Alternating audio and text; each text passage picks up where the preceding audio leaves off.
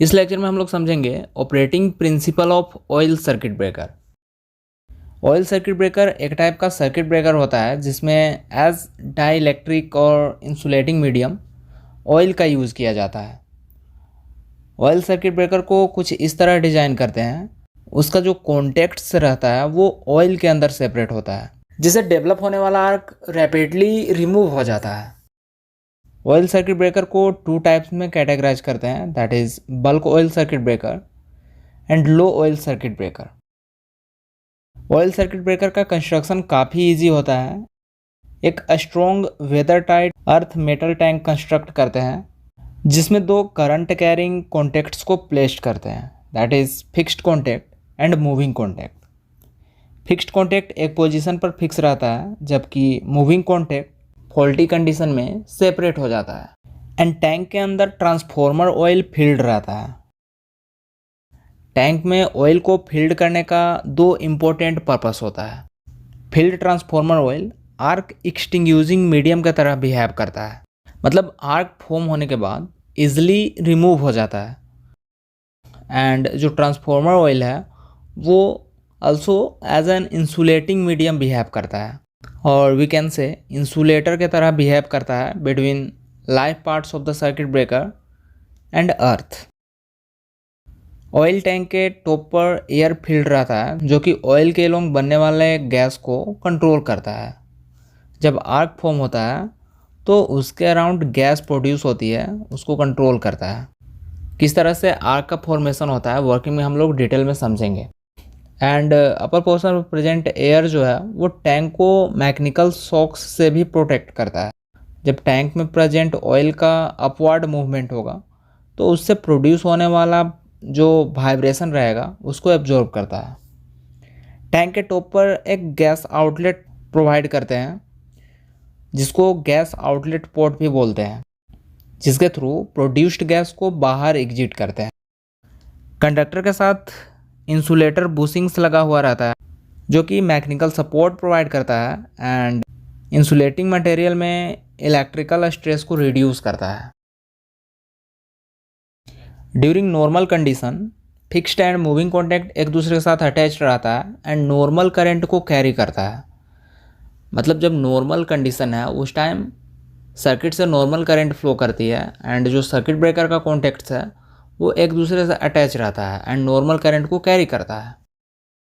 And जब power system में किसी टाइप का फॉल्ट ऑकर होता है, suppose line to ground fault हो जाता है या फिर किसी टाइप का शॉर्ट सर्किट ऑकर होता है, तो उस कंडीशन में जो मूविंग कॉन्टैक्ट होता है वो फिक्स्ड कॉन्टैक्ट से सेपरेट हो जाता है। तो कॉन्टैक्ट्स गैप में वोल्टेज ग्रेडियंट काफ़ी ज़्यादा हाई हो जाता है। एंड ऐसा होने से दोनों कॉन्टैक्ट के बीच का जो मीडियम रहता है, जो कि यहाँ पे ऑयल है, वो हीट होकर आयोनाइज हो जाता है। एंड दोनों कॉन्टैक्ट के बीच का मीडियम जब आयोनाइज हो जाता है तो वहाँ पर आर्क का फॉर्मेशन होता है।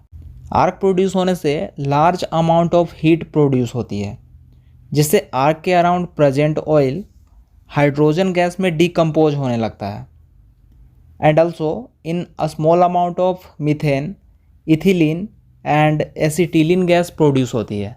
सिंस हाइड्रोजन मोलिक्यूलर फॉर्म में नहीं रह सकता है सो एटॉमिक फॉर्म में ब्रेक होता है जिससे लोड्स ऑफ हीट जनरेट होती है। And due to this high temperature arc के अराउंड गैस बबल्स का फॉर्मेशन होता है। सिंस आयोनाइज्ड पार्टिकल से मिलकर आर्क का फॉर्मेशन होता है, बट फॉर्म होने वाला बबल्स जो है आर्क को कंप्रेस करके डी आयोनाइज्ड कर देता है जिससे दोनों कॉन्टैक्ट के बीच का रेजिस्टेंस इंक्रीज होता है। एज अ रिजल्ट बनने वाला आर्क एक्सटिंग्यूज हो जाता है, मतलब जो आर्क का फॉर्मेशन हो रहा था वो कम्प्लीटली रिमूव हो जाता है। इस तरह during faulty condition circuit breaker circuit को ओपन करता है जिससे हेल्दी पार्ट में कनेक्टेड इक्विपमेंट्स जो रहता है like transformer, CTPT, isolators, different equipments connected रहते हैं, वो डैमेज होने से बच जाता है। सर्किट ओपन होने के बाद कॉन्टैक्ट्स के बीच में जो आर्क का फॉर्मेशन होता है उसको कम से कम टाइम में रिमूव करने के लिए डिफरेंट टाइप के सर्किट्स ब्रेकर का यूज़ किया जाता है और डिफरेंट टाइप के सर्किट ब्रेकर को हम लोग डिज़ाइन करते हैं। मतलब सर्किट ब्रेकर का मेन पर्पस यही होता है जब आर्क का फॉर्मेशन होगा तो उसको कम से कम टाइम में एक्सटिंग्यूज करना और वी कैन से क्वेंच करना। बिकॉज आर्क अगर रिमूव नहीं होती है तो फॉल्ट करंट जो है वो हेल्दी पार्ट से फ्लो करेगी एंड कनेक्टेड इक्विपमेंट्स डैमेज हो जाएगा। उस कंडीशन में सर्किट ब्रेकर को इंस्टॉल करने का कोई बेनिफिट नहीं मिलेगा। So this is main function of circuit breaker to extinguish the arc in minimum time. मैंने vacuum circuit breaker and SF6 circuit breaker को भी काफ़ी डिटेल में समझाया है, उन लेक्चर्स को भी आप देख सकते हैं। सिंस ऑयल सर्किट ब्रेकर में हम लोग ऑयल का यूज़ करते हैं जिसका हाई डाई इलेक्ट्रिक स्ट्रेंथ होता है, जिससे कॉन्टेक्ट्स के बीच इंसुलेशन प्रोवाइड करता है after the arc has been extinguished. जब आर्क रिमूव हो जाती है तो वहाँ पे एज इंसुलेटिंग मटेरियल बिहेव करता है। इसमें यूज होने वाला ऑयल सर्किट ब्रेकर को अ स्मॉल क्लियरेंस प्रोवाइड करता है between the conductors and the earth components.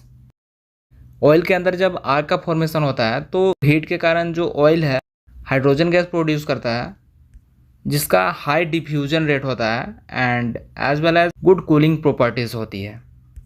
Disadvantages की अगर बात करें तो ऑयल सर्किट ब्रेकर जो है इसका ऑपरेशन इनफ्लेमेबल होता है and hence cause a fire hazards. इस टाइप के सर्किट ब्रेकर में किसी टाइप का एक्सप्लोजन होने का रिस्क रहता है। आर्क फॉर्म होने के बाद ऑयल का जब डिकम्पोजिशन होता है तो कार्बन पार्टिकल्स जनरेट होता है जो कि ऑयल को पोल्यूटेड करता है, जिससे ऑयल का डाइलेक्ट्रिक स्ट्रेंथ जो है वो डिक्रीज होती है। जब सर्किट ब्रेकर ऑपरेशन परफॉर्म करता है तो सर्किट ब्रेकर ऑपरेट होने का मेनली रीज़न होता है किसी टाइप का फॉल्ट होकर होना। सिस्टम में जब किसी टाइप का फॉल्ट होकर होता है तो उस time very high current circuit breaker contact से फ्लो करती है। उस कंडीशन में मूविंग कॉन्टैक्ट सेपरेट होता है एंड दोनों कॉन्टैक्ट के बीच आर्क का फॉर्मेशन होता है।